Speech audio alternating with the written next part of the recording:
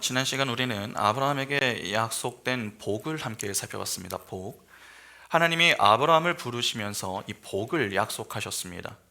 이 복은 아브라함만이 아니라 그의 자손인 이삭과 야곱 그리고 이스라엘에게 지속적으로 동일하게 주어졌습니다.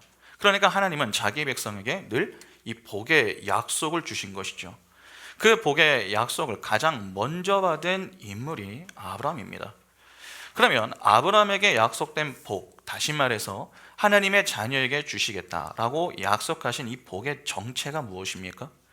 하나님이 약속하신 복은 단지 자기 백성을 이 땅에서 잘 사는 자로 만들어서 배를 떵떵거리며 살게 하시는 그러한 이 땅의 복이 아니었습니다. 오히려 하나님과의 바른 관계 속에서 하나님과 동행하는 하늘의 복이었습니다.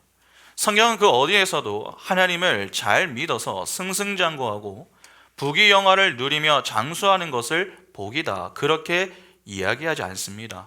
오히려 죄로 인해 깨진 하나님과의 관계가 하나님의 일방적인 은혜로 그 관계가 회복이 되어 하나님과 함께할 수 있는 상태, 그 상태를 복이라고 교훈합니다.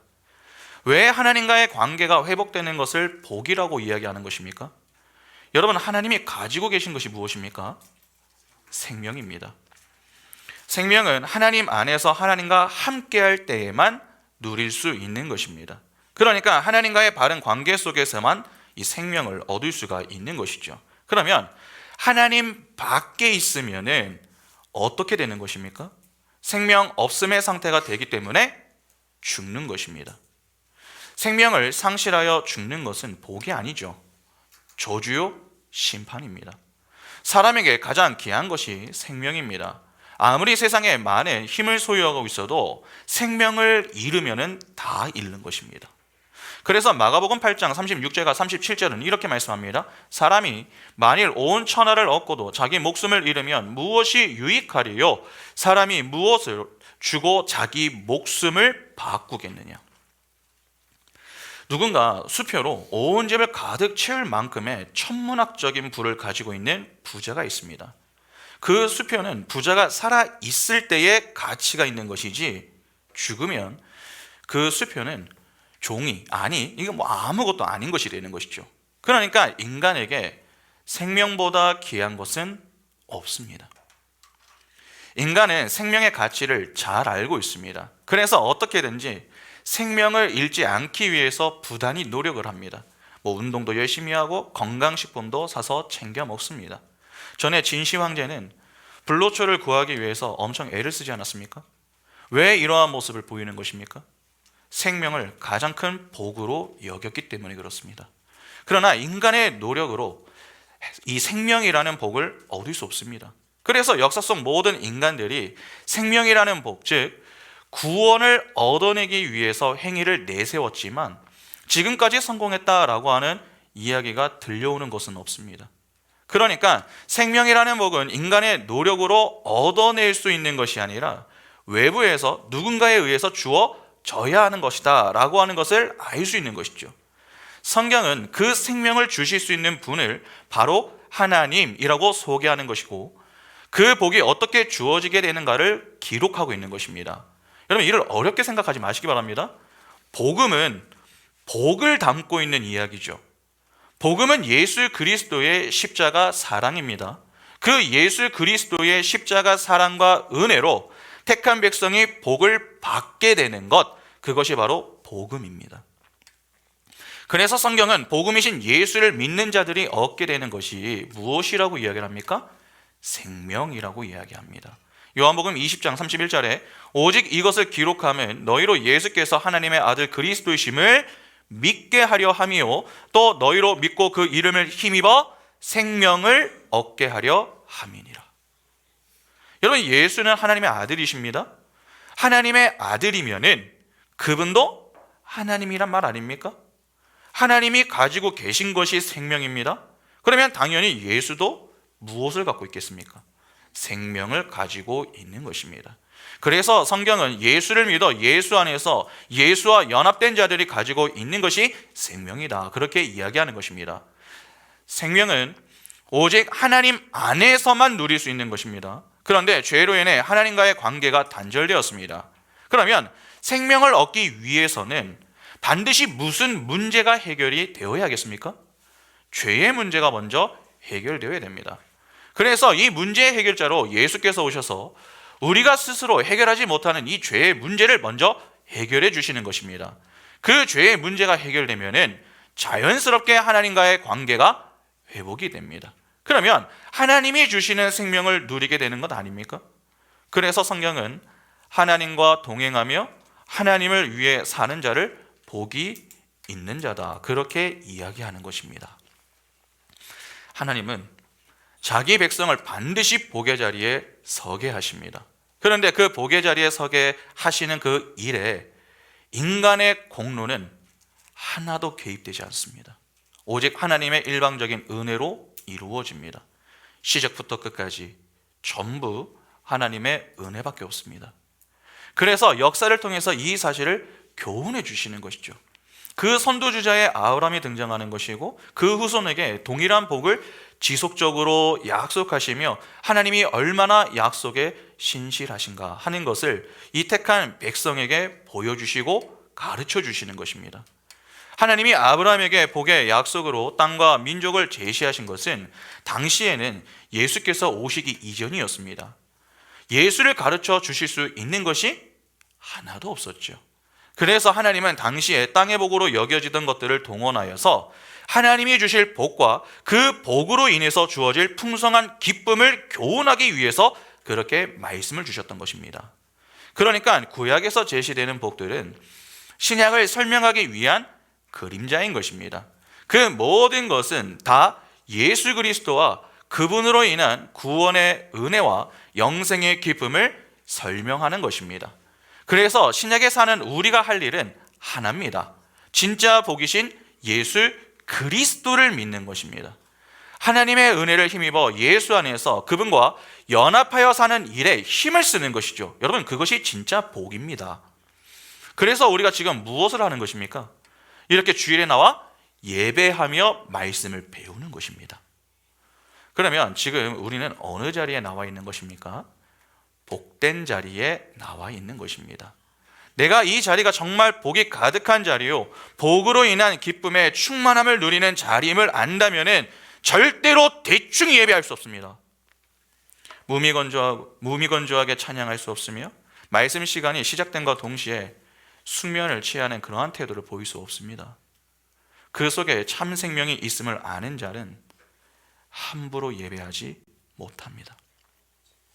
그러니까 다른 곳에서 엉뚱한 복을 찾아다니지 마시고 바른 말씀을 배울 수 있는 이 자리가 복의 자리임을 기억하시며 여러분 최선을 다하시기 바랍니다. 그것이 바로 우리가 해야 할 일인 것입니다. 여러분 충분히 복습이 좀 되셨죠? 그러면 이제 본문으로 들어가겠습니다. 아브라함은 하나님의 부름을 받아서 갈대아 우르를 떠나 하란을 거쳐 끝내 가나안 땅에 들어갔습니다.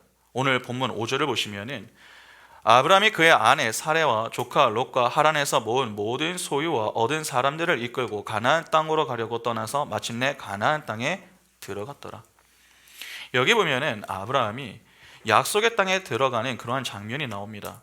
갈대아 우르를 떠나 가나안 땅에 들어오기까지 사실 이 아브라함이 한 것은 하나도 없습니다. 전부 하나님이 하셨죠.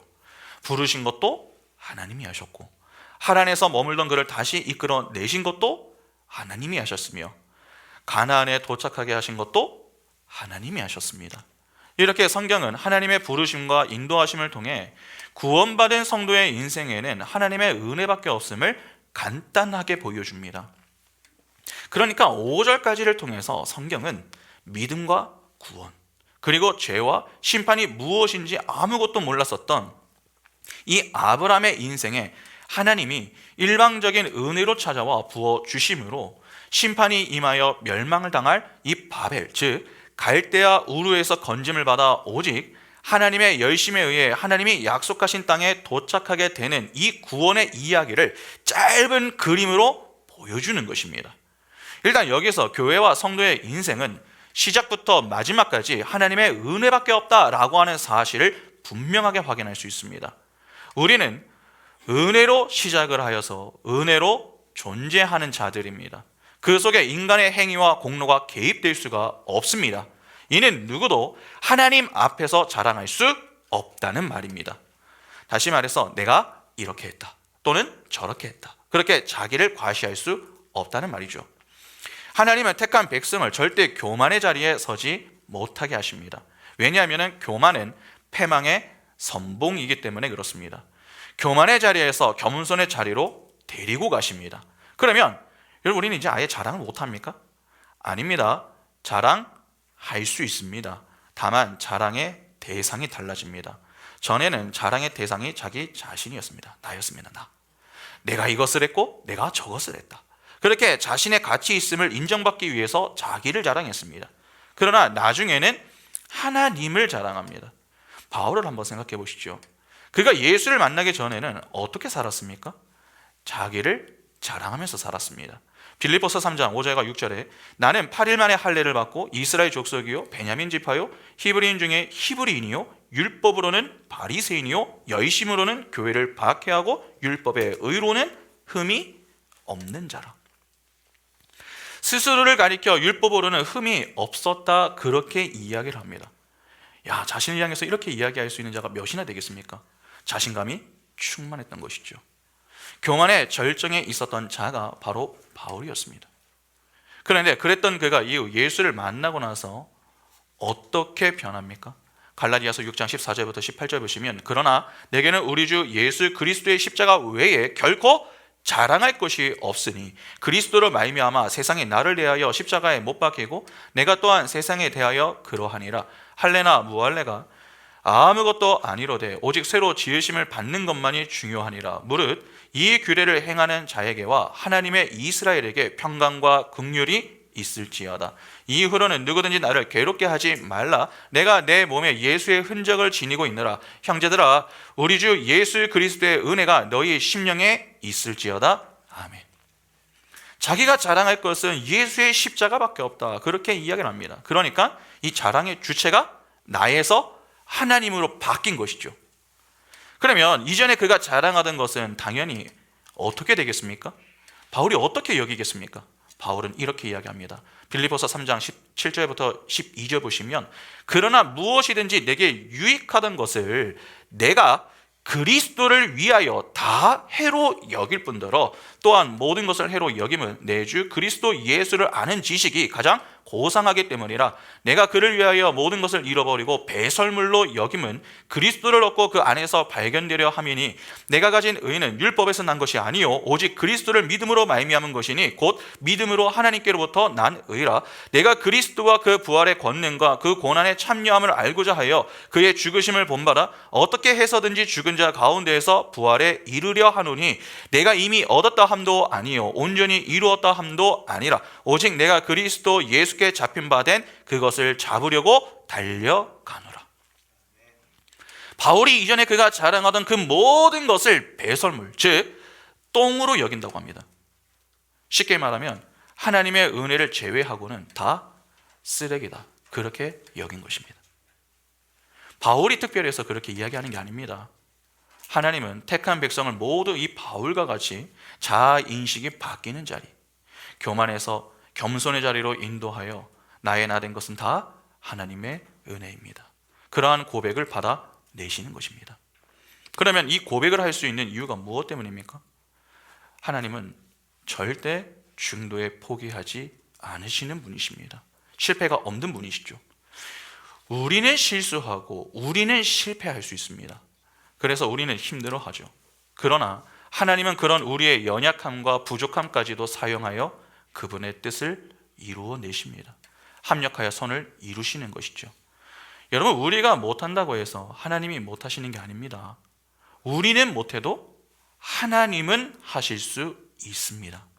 그 전능하신 하나님의 손이 우리 인생을 붙들고 끝내 약속하신 그 자리에 서게 만드는 것입니다.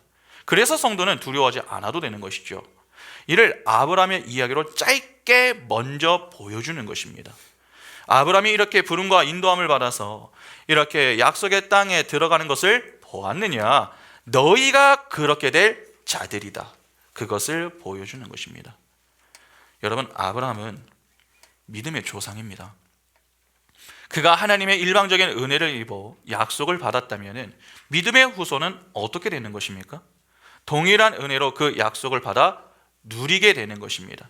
그래서 지금 우리의 삶이 비록 좀 고단하고 힘들어도 입술은 감사와 찬양이 흘러나올 수 있는 것입니다. 왜냐하면 우리는 우리의 마지막을 잘 알기 때문이죠. 그러면 우리는 이제 성경을 안 봐도 됩니까? 아닙니다. 성경은 아브라함이 가나안에 들어갔다, 끝. 그렇게 책을 마무리하지 않습니다. 5절에서 설명을 멈추지 않는다는 것이죠. 성경은 계속 그렇게 이 세상 속에서 하나님 나라에 들어가게 된 택한 백성이 이 땅에서 어떠한 삶을 살게 되는가 하는 것을 이 6절에서부터 다시 설명해 나가기 시작합니다. 아마 누군가는 가나안 땅에 들어갔으면 다 끝난 것 아닌가, 왜 이야기가 또 시작이 되지? 그런 궁금함이 들지도 모르겠습니다. 그러나 한번 생각해 보시기 바랍니다. 하나님이 아브라함에게 약속하신 땅이 어디입니까? 성경은 아브라함에게 이 약속된 땅을 가나안 땅이라고 합니다. 그러면 진짜 그 땅을 약속하신 것입니까? 아니죠. 이미 우리는 하나님이 아브라함에게 약속하신 땅이 진짜 이 역사 속에 존재하는 가나안 땅이 아님을 확인했습니다. 아브라함이 죽을 때 가나안 땅 중에 막벨라 굴 한 평밖에 그는 소유하지 못했습니다. 자녀도 이삭밖에는 없었죠. 그러니까 하나님이 약속하신 땅은 이 역사 속의 땅이 아니라 다른 땅입니다. 바로 새 하늘과 새 땅, 즉 하나님의 나라입니다. 하나님은 바로 그 하나님의 나라를 이 아브라함에게 복으로 약속하신 것입니다. 때문에 가나안 땅에 들어갔다고 이야기가 마무리가 되면은 안 됩니다. 왜냐하면 그렇게 될 경우에 이후에 창세기의 이야기를 비롯해서 신약의 이 이야기와는 전혀 맞지 않는 그러한 문제와 충돌이 일어날 수 있기 때문입니다. 그래서 오늘 본문 6절을 잘 한번 보시기 바랍니다. 6절을 보시면 아브라함이 그 땅을 지나 세겜 땅 모래 상수리 나무에 이르니 그때 가나안 사람이 그 땅에 거주하였더라. 여러분, 본절을 잘 보시면은 아브라함이 가나안 땅에 들어갔으나 그 땅에 거주했다라고 하지 않습니다. 그 땅을 지나갔다라고 합니다. 통과했다는 말입니다. 여기 통과했다라고 하는 표현은 이곳 저곳을 여행했다라고 하는 의미입니다. 하나님이 약속하신 땅에 들어가는데 왜 여행을 합니까? 터를 잡고 땅 주인이 되어야 하는 거 아닙니까? 그런데 아브라함은 여행을 하면서 점점 이동을 해서 남방까지 내려갑니다. 그러니까 아브라함은 하나님이 약속하신 땅에 들어가 그 땅에 정착을 한 것이 아니라 그 땅이 진짜 하나님이 약속하신 땅이 아니라 하나님이 하신 약속의 땅은 하늘의 땅임을 알고 그 가나안 땅을 나그네처럼 통과하여 지나갔던 것입니다. 성경은 이를 통해 하나님 나라에 입성한 택한 백성이 어떻게 살아야 하는가 하는 것을 이 아브라함을 통해 또 다른 그림으로 설명을 해주는 것입니다. 아브라함은 가나안 땅을 통과했습니다. 그렇게 그는 점점 남방으로 옮겨갔습니다. 잘 아시다시피 남방은 헤브론입니다. 그곳에서 아브라함이 생을 마칩니다. 그러니까 아브라함이 가나안에 입성하여 가나안 남방에서 삶을 마쳤으면 아브라함이 이 땅에서 믿음의 사람으로 겪고 익혀야 있었던 순례의 내용이 압축되어 있음을 보여주는 것입니다. 쉽게 말하면 하나님이 약속하신 그 땅에 들어간 자는 어떻게 그 땅을 통과하여 그의 생을 마치게 되는가 하는 것을 압축하여 기록하고 있다 하는 것입니다. 때문에 5절부터 다음 주까지 살펴볼 이 9절까지의 내용을 보면서 하나님의 은혜로 이 세상에서 이미 하나님의 나라에 들어간 우리는 이 땅을 어떠한 관점으로 보아야 하며 어떠한 모습으로 살아야 하는가 하는 것을 이 아브라함을 통해서 배울 수가 있는 것입니다. 여전히 많은 분들이 예수를 믿으면은 그 믿음을 통해 어떤 이 눈에 보이는 가시적인 변화들을 기대합니다.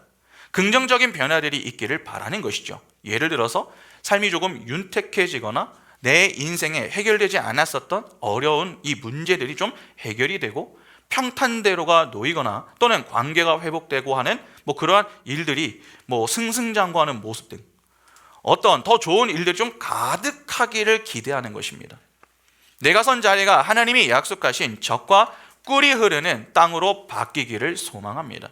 그러나 아브라함의 삶을 보면은 우리가 이 땅에서 겪어야 하는 하나님 나라의 삶은 그러한 기대와는 많이 다르다라고 하는 것을 알 수 있습니다. 그러면 지금부터 그것이 어떻게 다른가 하는 것을 좀 보도록 하겠습니다. 여러분 6절을 다시 한번 보시기 바랍니다. 6절을 보시면 아브라함이 그 땅을 지나 세겜 땅 모래 상수리 나무에 이르니 그때 가나안 사람이 그 땅에 거주하였더라.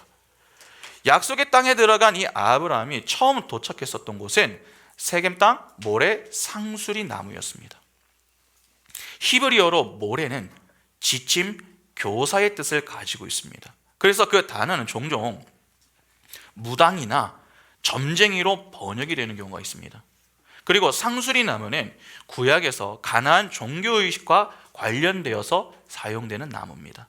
호세아 4장 12절과 13절 보시면 내 백성이 나무에게 묻고 그 막대기는 그들에게 고하나니 이는 그들이 음란한 마음에 미혹되어 하나님을 버리고 음행하였느니라. 그들이 산 꼭대기에서 제사를 드리며 작은 산 위에서 분향하되 참나무와 버드나무와 상수리나무 아래에서 하니 이는 그 나무 그늘이 좋음이라. 이러므로 너희 딸들은 음행하며 너희 며느리들은 간음을 행하는도다. 성경은 아브라함이 세겜 땅에 있는 상수리 나무에 도착했다라고 하지 않았습니다. 세겜 땅 모래 상수리 나무에 도착했다라고 했습니다. 모래와 상수리 나무를 붙여 놓은 것입니다. 모세는 이를 통해서 아브라함이 도착한 이 가나안의 세겜 땅은 이미 가나안 사람들에 의해서 우상을 섬기던 이방 신전이 있었다라고 하는 것을 보여주는 것입니다. 우리는 아브라함이 들어간 가나안 땅이 빈 땅이 아니었을까? 그렇게 생각할지 모릅니다. 그러나 그렇지 않습니다. 6절 말미를 잘 보시면 그때 가나안 사람이 그 땅에 거주했다라고 하죠. 그러니까 아브라함이 들어간 그 가나안 땅은 주인 없는 빈 땅이 아니라 주인이 있는 땅이었습니다. 여호수아 때와 뭔가 좀 비슷한 느낌이 좀 들지 않으십니까?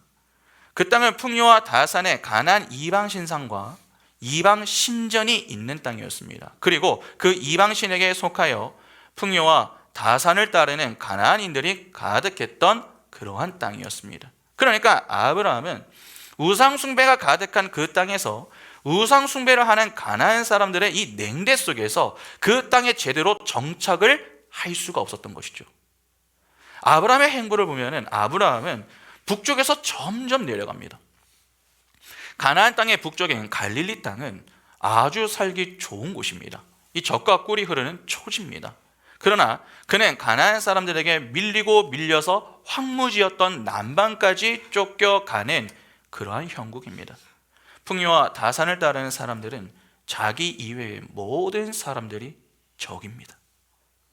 여러분, 어느 가족이 맛있는 음식을 이 앞에 두고 있습니다. 가족이 좀 많으면 많이 먹는 것을 선호하는 사람은 나 이외의 모두가 적입니다. 엄마와 아빠, 형과 누나, 가족이라고 해도 적입니다. 그 순간만큼은 맛있는 것을 많이 먹지 못하게 방해하는 경쟁자인 것이죠. 그래서 먹을 때 어떻게 먹습니까? 누가 더 많이 먹나? 그렇게 경쟁하면서 먹습니다. 그래서 좀 천천히 먹는 사람들은 따로 음식을 떼 놓는 것이 아닌 이상 같이 먹기가 쉽지 않습니다. 왜냐하면 조금만 시간이 지나면 딱 봤는데 음식이 없는 것이죠. 여러분, 먹는 문제만 그렇습니까? 이 땅의 복을 추구하는 세상 속의 죄인들이 다 그렇습니다. 가나안 사람들 편에서 아브라함은 외부인입니다. 이방인. 그들의 영역에 들어오면 그들의 것을 나누어야 하는 경쟁자인 것이죠. 그러니까 그들에게 아브라함은 반갑고 좋은 것이 아니라 싫을 수밖에 없습니다. 자신의 영역에 들어와 자신의 것을 빼앗아가는 그 아브라함을 절대로 허락할 수가 없는 것이죠. 아브라함은 세상의 힘이 아닌 하나님의 말씀에 따라 살기로 선택된 사람입니다. 그러한 자가 풍요와 다산의 신이 권세를 휘두르는 가나안에서 그 세상을 등지고 산다라고 하는 것은 이 말처럼 쉬운 일이 아닙니다. 성경은 지금 예수를 믿게 된 성도가 처음 맞게 되는 현실이 바로 이 세겜 땅 모래 상수리 나무다라고 하는 것을 통해서 이렇게 보여주는 것입니다. 우리는 예수를 믿고 새로운 세계관으로 세상을 보게 되면은 그때 비로소 세상의 정체를 파악하게 됩니다. 성도가 예수를 믿기 전에는 세상의 다스림을 똑같이 받았습니다. 그래서 세상 속에서 세상 사람들과 지내도 별로 이질감을 느끼지 않죠. 동일한 목적과 동일한 기대 속에서 그냥 살았습니다. 그러나 하나님의 은혜로 그가 예수를 알게 되고 새로운 세계관을 갖게 되면은 그는 그 세상이 얼마나 죄가 많은 곳이며 그 세상이 추구하는 것들이 얼마나 헛된 것들인가 하는 것을 비로소 조금씩 깨닫게 됩니다. 이것이 하나님이 성도들을 교육시키는 영적 훈련의 순서입니다. 성도는 새로운 눈을 뜨게 되면은 세상의 실체와 내가 서 있는 그 위치를 바르게 인식하게 됩니다.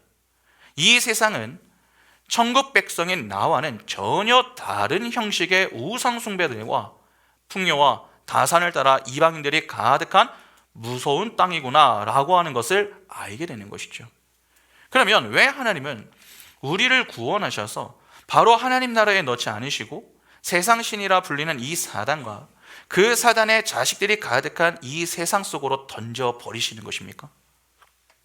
그것은 그들이 속해 있는 세상 속에서 하나님 백성으로 다름을 그들 속에 있는 믿음을 발휘하여 세상 사람들에게 보여주라고 그렇게 하시는 겁니다. 마태복음 5장 16절에 이같이 너희 빛이 사람 앞에 비치게 하여 그들로 너희 착한 행실을 보고 하늘에 계신 너희 아버지께 영광을 돌리게 하라. 하나님은 풍요와 다산만을 추구하는 이 세상 속에서 하나님의 말씀과 하나님의 뜻을 위해 사는 이들이 어떠한 선택으로 어떠한 삶을 사는지 보여주라 그렇게 하시는 겁니다. 여러분 아마도 다니엘의 세 친구의 풀무불 사건을 잘 아실 겁니다. 오늘 본문을 이해하는데 상당히 좀 큰 도움이 되는데 제가 이 다니엘 3장 전체를 가지고서 한번 설명을 드려보겠습니다. 다니엘 3장 1절부터 6절을 보시면 느부갓네살 왕이 금으로 신상을 만들었으니 높이는 60규빗이요 너비는 6규빗이라 그것을 바벨론 지방의 두라 평지에 세웠더라. 느부갓네살 왕이 사람을 보내어 총독과 수령과 행정관과 모사와 재무관과 재판관과 법률사와 각 지방 모든 관원을 느부갓네살 왕이 세운 신상의 낙성식에 참여하게 하매 이에 총독과 수령과 행정관과 모사와 재무관과 재판관과 법률사와 각 지방 모든 관원이 느부갓네살 왕이 세운 신상의 낙성식에 참여하여 느부갓네살 왕이 세운 신상 앞에 서니라. 선포하는 자가 크게 외쳐 이르되 백성들과 나라들과 각 언어로 말하는 자들아 왕이 너희 무리에게 명하시나니 너희는 나팔과 피리와 수금과 사명금과 양금과 생황과 및 모든 악기 소리를 들을 때에 엎드려 느부갓네살 왕이 세운 금신상에게 절하라. 누구든지 엎드려 절하지 아니하는 자는 즉시 명예를 타는 풀무불에 던져 넣으리라 하였더라. 잘 아시다시피 다니엘의 세 친구인 사드락, 메삭, 아벳느고가 포로로 붙잡혀갔습니다. 그렇게 붙잡혀서 간 곳이 바벨입니다. 바벨론. 여러분 바벨은 세상을 상징하는 곳 아닙니까? 그곳의 왕이었었던 느부갓네살이 금신상을 세웠습니다. 금신상을 세웠으면 자신을 신격화했다는 것입니다. 내가 신이다. 그러니까 힘의 원리를 추구하는 자는 결국 하나님이 아닌 나를 하나님의 자리에 둔다라고 하는 것을 그렇게 보여주는 것입니다. 죄인들이 모여 사는 곳이 세상입니다. 서로 잘 먹고 잘 살아보자 그렇게 풍요와 다산을 추구하는 것입니다. 바벨을 쌓는 그 현장에 다니엘의 세 친구가 끌려간 것입니다. 느부갓네살이 금신상을 만들고 악기 소리가 날 때에 그 앞에 절하지 않으면 풀무불에 던지겠다 그렇게 엄포를 놓았습니다. 이 땅의 힘으로 힘없는 자들을 굴복시키는 세상의 전형적인 모습을 보여주는 것입니다. 세상은 강한 힘을 소유한 자 앞에 엎드리는 것을 이상하게 여기지 않습니다. 오히려 그 앞에 절하여서 풍요와 다산을 얻어내려고 하죠. 그것이 세상입니다. 그래서 느부갓네살이 그렇게 절하지 않으면 죽이겠다 그렇게 엄포를 놓자 사람들이 어떻게 합니까? 다니엘 3장 7절 보시면 모든 백성과 나라들과 각 언어를 말하는 자들이 나팔과 피리와 수금과 사명금과 양금과 및 모든 악기 소리를 듣자 곧 느부갓네살 왕이 세운 금신상에게 엎드려 절하니라. 왕의 명령이 떨어지자마자 사람들이 그 앞에 절을 했다고 합니다. 성경은 그들 중 다수가 절했다 그렇게 이야기하지 않았습니다. 모두가 절했다고 했습니다. 그러니까 누구도 그것을 문제로 여기지 않았다는 것입니다. 이질적으로 느끼지 않았고, 그렇지, 우리가 당연히 그렇게 해야지, 그렇게 당연하게 여기면서 강한 힘 앞에 굴복하며 엎드렸다는 것입니다. 그 자리에 엎드린 자들의 목적은 간단합니다. 풍요와 다산을 추구하기 위해서입니다. 다시 말해서 내가 잘 먹고 잘 사는 것에 관심이 있다는 것입니다. 그래서 그런 자들은 힘을 소유한 자들에게 잘 보이려고 합니다. 힘을 추구하며 힘을 가진 자에게 아부와 아첨을 하는 것이죠. 다니엘 3장 8절부터 12절 보시면, 그때에 어떤 갈대아 사람들이 나와 유다 사람들을 참소하니라. 그들이 느부갓네살 왕에게 이르되, 왕이여 만수무강하옵소서. 왕이 명령을 내리사 모든 사람이 나팔과 피리와 수금과 사명금과 양금과 생황과 및 모든 악기 소리를 듣거든 엎드려 금신상에게 절할 것이라. 누구든지 엎드려 절하지 아니하는 자는 맹렬히 타는 풀무불 가운데에 던져 넣음을 당하리라 하지 아니하셨나이까. 이제 몇 유다 사람이 사드락 메삭 아벳느고는 왕이 세워 바빌론 지방을 다스리게 하신 자이거늘, 왕이여 이 사람들이 왕을 높이지 아니하며 왕의 신들을 섬기지 아니하며 왕이 세우신 금신상에게 절하지 아니하나이다. 갈대 사람들이 느부갓네살 왕에게 찾아와서 이 다니엘의 세 친구를 참소했습니다. 여러분, 왜 참소를 합니까? 왜 고발을 하죠? 왕에게 잘 보여서 칭찬을 받고 그들이 원하는 어떠한 것을 얻어낼 목적으로 그렇게 하는 것입니다. 내가 미워하고 시기하고 질투가 될 만한 자들을 제거하고 힘이 있는 자에게 잘 보여서 내 육적인 배부름을 추구하기 위해서 그렇게 한다는 것입니다. 그러니까 금신상을 만들어 자기를 과시하려고 했었던 느부갓네살 왕이나 그 앞에 무서워서 또는 그렇게 절하여 내 생명을 보존하려고 했었던 백성들이나 다니엘의 세 친구를 참소하여서 강한 존재에게 잘 보여 자신의 원함과 만족을 충고하는 갈대아 사람들이나 전부 힘의 원리를 추구하는 모습은 다르지 않습니다. 다 같은 생각을 가지고 있기 때문에 다르다고 느끼지 않습니다. 문제라고 여기지 않는 것이죠. 그런데 그렇게 힘의 원리가 지배하는 그곳에서 믿음의 원리를 추구하는 이들이 있습니다. 그들이 바로 갈대아 사람들에게 참소당한 다니엘의 세 친구입니다. 모두가 왕의 강한 힘과 죽이겠다고 하는 무서운 경고 때문에 두려워서 절을 할 때에 다니엘의 세 친구만큼은 절하지 않았습니다. 세상 사람들과는 완전히 다른 그러한 180도의 다른 모습을 보인 것이죠.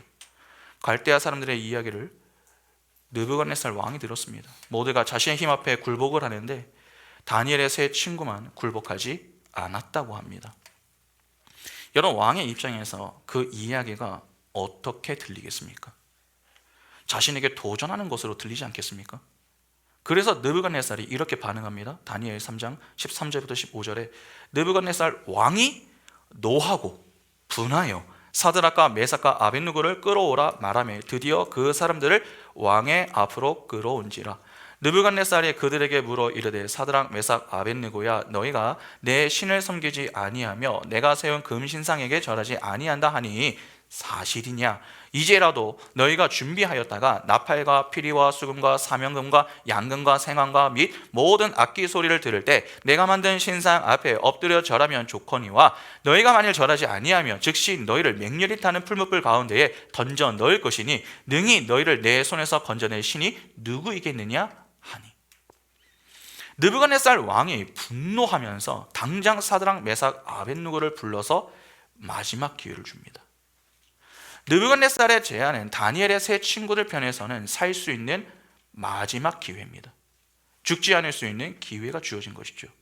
그런데 다니엘의 세 친구는 그 기회를 살리지 못합니다. 살리지 않는 것이죠. 타협하지 않습니다. 여기서 우리는 느부갓네살의 모습을 조금 유의해서 볼 필요가 있습니다. 지금 그의 제안이 보여주는 내용이 좀 있습니다. 하나님은 성도가 예수를 믿게 되면은 그들의 눈을 열어 풍요와 다산의 우상을 쫓는 모래 상수리 나무라는 세상의 실체를 보게 하십니다. 그리고 그 이후에 너도 이 길을 가겠느냐, 그렇게 우리에게 선택을 하게 하십니다. 풍요와 다산만을 인생의 목적으로 삼고 있는 이방 사람들처럼 너도 그 풍요와 다산을 따라 살겠느냐, 아니면 하나님의 말씀을 따라 오직 나에게만 충성을 다하겠느냐, 그렇게 질문을 던지시는 것입니다. 그러한 하나님의 물음이 지금 느부갓네살이 다니엘의 세 친구에게 하는 질문과 유사합니다. 그러니까 느부갓네살 왕 앞에 선 다니엘의 세 친구는 모래 상수리 나무 앞에 이른 아브라함과 크게 다르지가 않은 것입니다. 하나님은 느부갓네살 왕을 통해서 다니엘의 세 친구에게 물으신 것이죠. 너희는 무엇을 택하겠느냐? 풍요와 다산을 위해서 우상을 섬기겠느냐? 아니면 나를 택하여서 끝까지 충성하겠느냐? 그렇게 물으신 겁니다. 그 물음에 다니엘의 세 친구가 어떻게 대답을 합니까? 다니엘 3장 16절부터 18절에 사드락과 메삭과 아벳느고가 왕에게 대답하여 이르되 느부갓네살이여 우리가 이 일에 대하여 왕에게 대답할 필요가 없나이다. 왕이여 우리가 섬기는 하나님이 계시다면 우리를 맹렬히 타는 풀무불 가운데에서 능히 건져내시겠고 왕의 손에서도 건져내시리이다. 그렇게 하지 아니하실지라도 왕이여 우리가 왕의 신들을 섬기지도 아니하고 왕이 세우신 금신상에게 절하지도 아니할 줄을 아옵소서. 다니엘의 세 친구가 느부갓네살 왕에게 우리에게 기회를 주어서 고맙다고, 더는 이 왕의 심기를 건드리지 않고 이제는 그 앞에 절하겠으니 한 번만 용서해달라고, 앞으로는 절대 그렇게 하지 않겠다고 맹세를 하는 게 아닙니다. 우리는 죽더라도 주님께 충성하겠다, 그렇게 이야기를 합니다. 여기서 그 유명한 글이 아니하실지라도 라고 하는 내용이 등장하는 것이죠. 하나님이 그들을 살려주시겠다 하는 약속을 주셨기 때문에 그들이 하나님을 택한 게 아닙니다. 그들을 설령 죽이신다고 해도 그 하나님을 포기하지 못하겠다라고 한 것입니다. 세상편에서 보면 이거 미련한 건 아닙니까? 이거 완전 바보 아닙니까? 당장 풀무불에 던져 죽게 생겼는데 왜 하나님을 택합니까? 지금 그들을 도와줄 수 있는 것은 하나님이 아니라 왕 아닙니까? 그러면 누구에게 잘 보여야 합니까? 하나님이 아니라 느부갓네살 왕입니다. 그러나 사드락, 메삭, 아벳느고는 끝까지 하나님께 충성하겠다고 합니다. 그렇게 그들은 그들의 믿음을 지키려고 했습니다. 왜 그렇게 하는 것입니까? 그들이 남들과 달랐기 때문입니까? 죽음이 무섭지 않아서 그랬습니까? 우리는 자꾸 성경 속 인물들을 보면서 죽음도 불쌍한 그들은 우리와 다르다, 우리와 완전히 결이 다르다, 그렇게 여기면서 우리는 누구처럼 되어야 한다, 바울처럼 되어야 된다, 다윗처럼 되어야 된다, 그렇게 인물을 자꾸 본받으려고 합니다. 아닙니다. 다니엘의 세 친구가 무언가 대단해서 그렇게 이야기한 게 아닙니다. 그 세 사람을 통해서 하나님은 내 백성은 모두 그렇게 살게 된다라고 하는 것을 보여주시는 것입니다. 세상의 풍요와 다산을 추구하며 우상 숭배를 하는 그 땅에서도 내 백성은 믿음을 지키며 하나님을 위해 살고 하나님의 영광을 드러낸다라고 하는 것을 그 사건을 통해서 교훈해 주시는 것입니다. 힘의 원리가 가득한 세상 속에서 믿음의 원리를 가지고 사는 이들은 아주 소수에 불과합니다. 여러분 잘 한번 생각해 보시기 바랍니다. 다니엘의 세 친구가 있던 그 땅에 세 사람만 포로로 끌려왔습니까? 그들만 유대인입니까? 아닙니다. 그들과 함께 포로로 끌려온 다른 유대인들도 있었습니다. 그러니까 하나님을 알고 믿는 믿음을 가지고 있는 이들은 다니엘의 세 친구밖에 없었던 것이 아닙니다. 더 많았습니다. 그러나 성경은 뭐라고 합니까? 그 세 사람 외에 나머지 사람들은 전부 무엇을 했다고 합니까? 느부갓네살 왕의 금신상 앞에 절했다고 합니다. 무슨 말입니까? 힘의 원리를 추구하는 그 세상 앞에서 그들은 믿음을 지키는 것이 아니라 타협을 시도했다라고 하는 것을 보여주는 것입니다. 그러니까 여러분 착각하시면 안 됩니다. 교회에 나온다고 해서 다 바른 믿음을 가지고 있는 것은 아닙니다. 진짜 하나님의 택한 백성은 소수에 불과합니다. 진리를 진리로 깨닫고 하나님을 위해 사는 자들은 정말 얼마 되지 않습니다. 우리가 이 자리에 함께 있으나 전부 알곡이 아닐 수도 있다는 말입니다. 교회를 얼마 다녔는가? 교회에서 내가 무슨 봉사를 했는가? 내가 성경을 얼마나 읽었고 어떤 지식을 가지고 있는가? 그러한 것들은 별로 중요하지 않습니다. 내가 세상 속에서 하나님을 아는 바른 지식을 가지고 어떤 상황 속에서도 하나님을 믿는 믿음을 가지고 살 수 있는가? 그렇게 살고 있는가? 빠르게 변하는 이 세상 속에서 변하지 않는 복음을 가지고 다름의 모습을 보이며 그들이 나를 통해서 하나님의 영광을 보고 있는가? 그러한 것을 보아야 합니다. 내가 평생 교회를 다녀도 나를 통해서 누군가 하나님을 보고 있지 못하다면 오히려 야, 너가 교회를 다니고 있다고? 너가 하나님을 믿는다고? 그렇게 너와 내가 다른 것이 뭐야? 그러한 평가와 말을 듣고 있다면 그 사람의 믿음은 한번 의심을 해봐야 됩니다. 내가 믿음을 가지고 있다고 주장한다고 해서 여러분 하나님이 인정하시는 게 아닙니다. 내가 주장한들 하나님이 인정하지 않으시면 다 끝나는 것 아닙니까?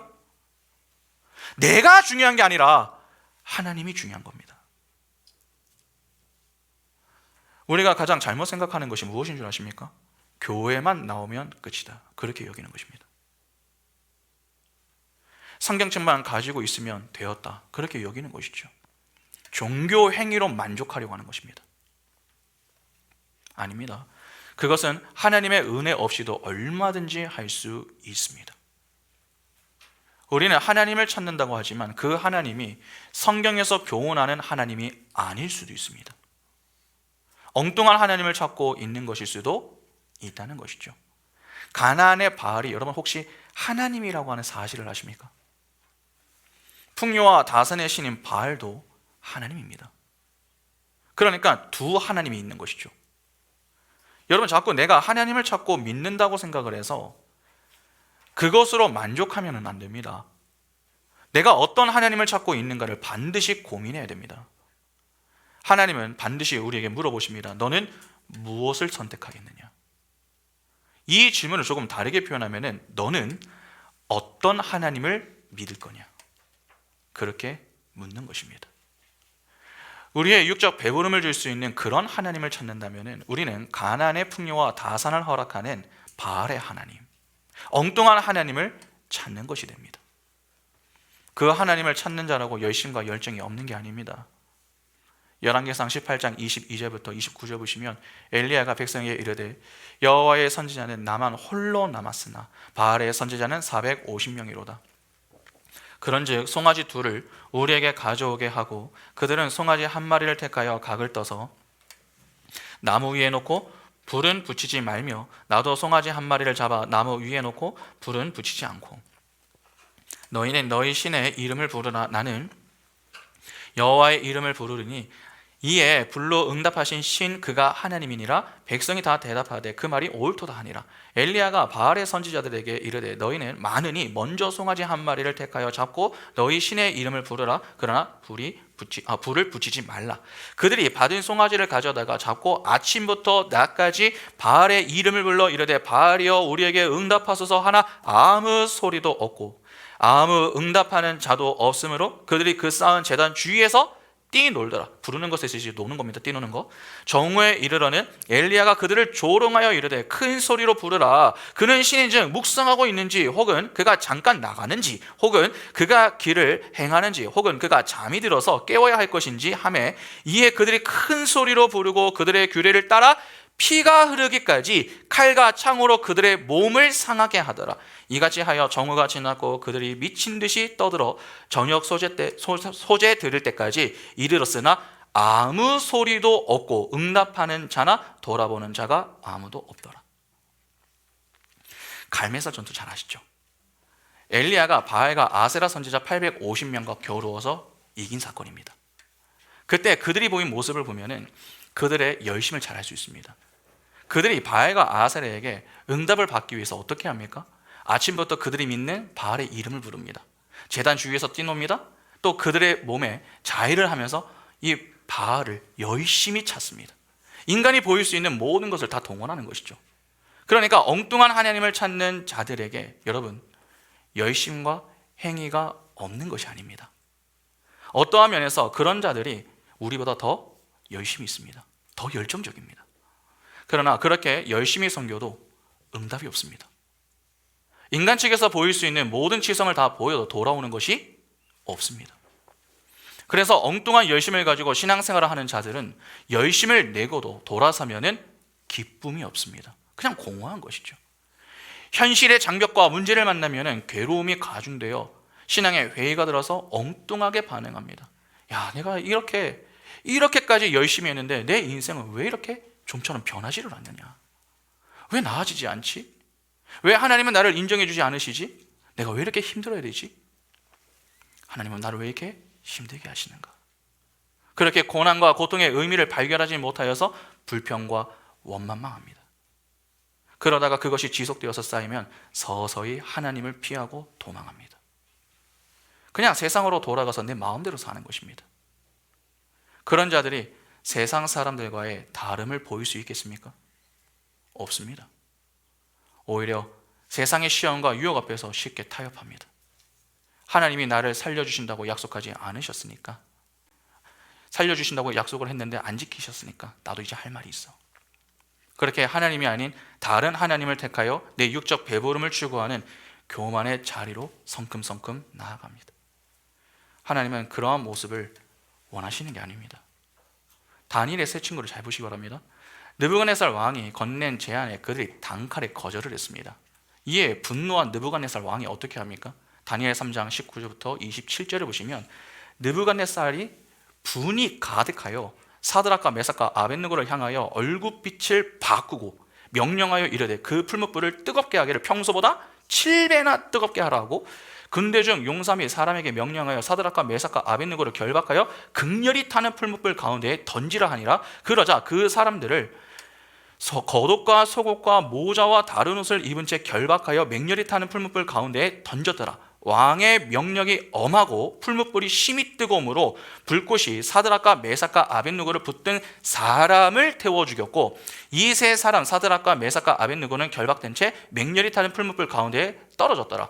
그때에 느부갓네살 왕이 놀라 급히 일어나서 모사들에게 물어 이르되 우리가 결박하여 불 가운데에 던진 자는 세 사람이 아니었느냐 하니 그들이 왕에게 대답하여 이르되 왕이여 옳소이다 하더라. 왕이 또 말하여 이르되 내가 보니 결박되지 아니한 네 사람이 불 가운데로 다니는데 상하지도 아니하였고 그 넷째의 모양은 신들의 아들과 같도다 하고 느부갓네살이 맹렬히 타는 풀무불 아기 가까이 가서 불러 이르되 지극히 높으신 하나님의 종 사드락 메삭 아벳느고야 나와서 이리로 오라 하매 사드락과 메삭과 아벳느고가 불 가운데에서 나온지라. 총독과 지사와 행정관과 왕의 모사들이 모여 이 사람들을 본즉 불이 능히 그들의 몸을 해하지 못하였고 머리털도 그을리지 아니하였고 겉옷빛도 변하지 아니하였고 불탄 냄새도 없었더라.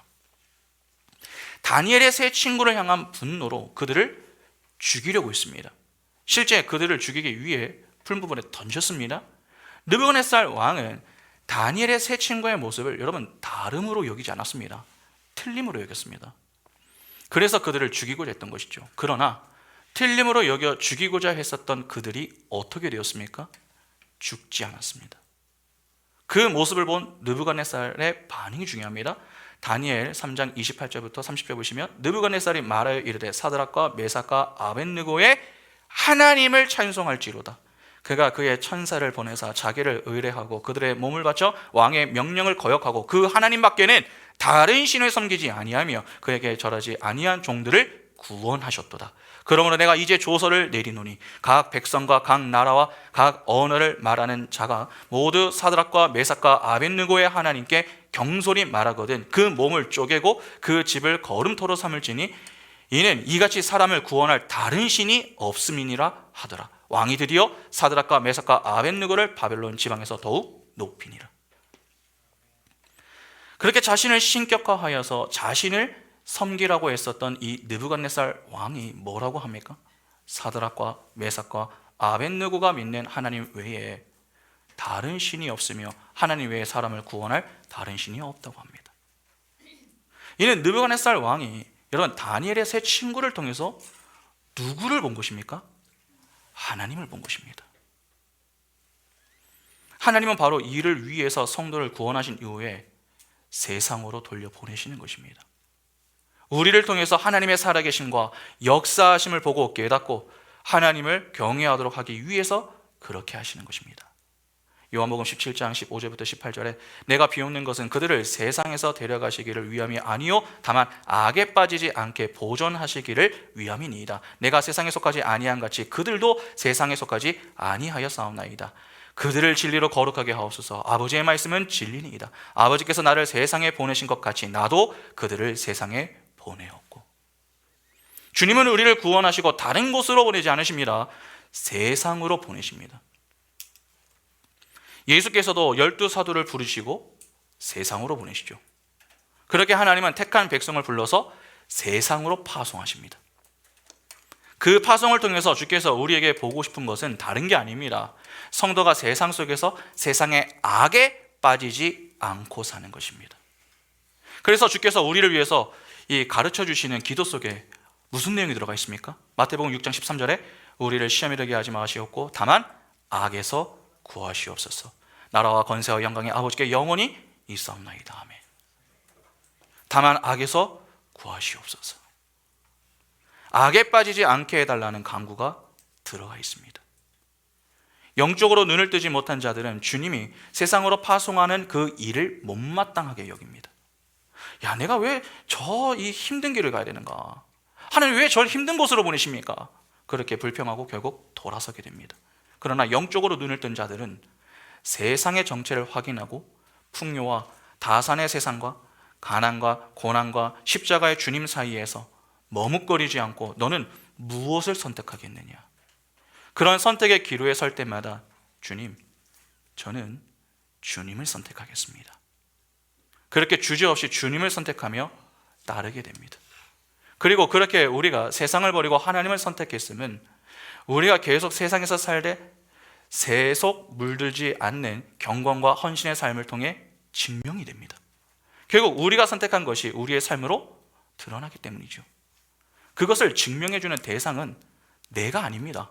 제3자입니다. 그래서 변하면 내가 알기 이전에 남이 먼저 변한 것을 알아봅니다. 예수 믿더니 뭔가 좀 변한 것 같네? 말도 변하고 표정도 밝아지고 문제를 대하는 방식이나 삶의 방향이 많이 달라진 것 같다. 그러한 말들을 듣기 시작합니다. 그래서 궁금해서 사람들이 묻죠. 당신은 왜 그렇게 늘 웃습니까? 뭐가 그렇게 즐거워서 입술에 감사가 가득합니까? 늘 흥얼거리는 게 도대체 뭡니까? 그렇게 궁금하여 물을 때 내가 하나님을 믿으며 사는 사람입니다. 그래서 감사와 찬양이 가득합니다. 그렇게 말을 할 때 세상은 그런 나를 통해서 나를 보는 것이 아니라 하나님을 보고 하나님의 영광이 드러나게 되는 것입니다. 그것을 위해 우리가 부름을 받았고 세상 가운데 보냄을 받게 되는 것이죠. 빌립보서 2장 15절에 이는 너희가 흠이 없고 순전하여 어그러지고 거스르는 세대 가운데에서 하나님의 흠없는 자녀로 세상에서 그들 가운데 빛들로 나타내며. 하나님은 세상을 버리고 하나님을 따르겠다고 나선 우리를 세겜 땅 모래 상수리 나무 앞으로 데리고 가십니다. 그리고 그 앞에서 매력적인 세상의 우상과 세속신의 유혹을 뿌리치고 주님만 따르며 살겠다는 고백을 받아내시고야 마십니다. 그것이 우리 신앙생활의 주된 내용입니다. 그러니까 우리는 신앙생활을 시작하며 하나님 나라에 들어가는 그 순간까지 여러분 무엇을 하게 되는 것입니까? 영적 싸움을 하게 됩니다. 그래서 여호수아가 가나안 땅에 들어가서 한 것이 무엇입니까? 가나안 전쟁입니다. 그 전쟁의 특징은 간단하죠. 힘으로 하는 전쟁이 아니었습니다. 믿음으로 치르는 전쟁이었습니다. 내가 내 힘을 의지하여 싸울 것인가, 하나님을 힘으로 여기면서 하나님의 말씀에 순종하여 싸울 것인가, 바로 그 싸움이었습니다. 그래서 잘못된 선택을 할 때 패배하는 모습을 보여주는 것이죠.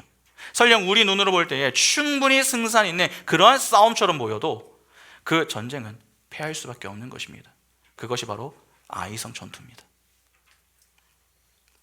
하나님 나라에 입성한 백성들에게 하나님이 듣고자 하시는 고백은 딱 하나밖에 없습니다. 주님, 저는 주님밖에 없습니다. 저는 주님을 따르겠습니다. 그것입니다.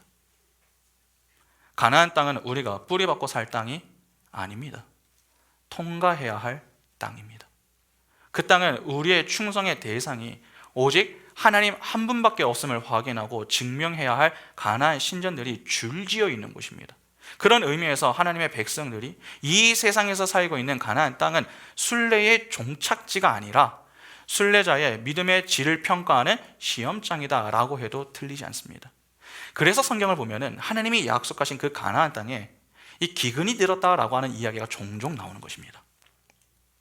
신명기 8장 2절과 3절 보시면 내 하나님 여호와께서 이 40년 동안에 내게 광야길을 걷게 하신 것을 기억하라. 이는 너를 낮추시며 너를 시험하사 내 마음이 어떠한지 그 명령을 지키는지 지키지 않는지 알려 하심이라. 너를 낮추시며 너를 줄이게 하시며 또 너도 알지 못하며 내 조상들도 알지 못하던 만나를 내게 먹이신 것은 사람이 떡으로만 사는 것이 아니요 여호와의 입에서 나오는 모든 말씀으로 사는 줄을 내가 알게 하려 하심이니라. 성도의 광야, 즉 신앙생활은 절대로 편해지는 생활이 아닙니다. 하나님의 말씀을 지키는지 세상의 힘을 따르는지 그것을 시험하는 시험장입니다. 어떠십니까? 오늘 이 설교를 들으시면서 갑자기 좀 예수 믿고 싶은 마음이 확 떨어지십니까? 우리가 생각하는 신앙생활과 너무 거리가 멀어 실망이 되십니까? 그래도 종교를 갖고 하나님을 믿으려고 하는 이유가 좀 내게 유익이 되는 것이 있지 않을까 하는 마음이 있어서 그래서 좀 믿으려고 하는 것인데, 그와 반대로 치열한 영적 싸움만 기다리고 있고 선택의 기로에 늘 세상이냐 하나님이냐 그런 물음에 믿음의 대답을 해야 한다 하는 것이 힘들게 다가오십니까? 여러분 기억하셔야 됩니다. 우리가 종국에 서게 되는 곳은 어디입니까? 영광의 자리입니다. 하나님은 택한 자기 백성을 기쁨과 영광에 가득한 자리에 서게 하십니다. 하나님께 중도에 포기란 없습니다. 실패하지도 않으십니다. 우리의 실수와 실패가 하나님의 실수와 실패가 아닙니다. 하나님은 우리의 실수와 실패까지도 사용하여 하나님의 뜻을 이루시는 자리로 우리를 이끄십니다. 그 말은 결국 우리 모두가 그 영광 가득한 자리에 서게 될 것이다 라고 하는 말입니다. 두려워하지 마시고 힘들어하지 마시기 바랍니다. 오히려 지금 내가 걸어가는 그 자리에서 내가 얼마나 잘하고 있는가 하는 것을 확인하기 이전에 내가 지금 하나님과 함께하고 있는가. 주님이 세겜 땅 모래 상수리 나무 앞에서 내게 내 아들아 내 딸아 너는 세상을 택할 것이냐 아니면 나를 택할 것이냐 그렇게 물어보실 때 주님, 저는 주님밖에 없습니다.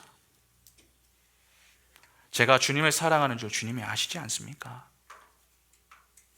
저에게 은혜를 부어주셔서 어디든 주님을 따르게 해주십시오.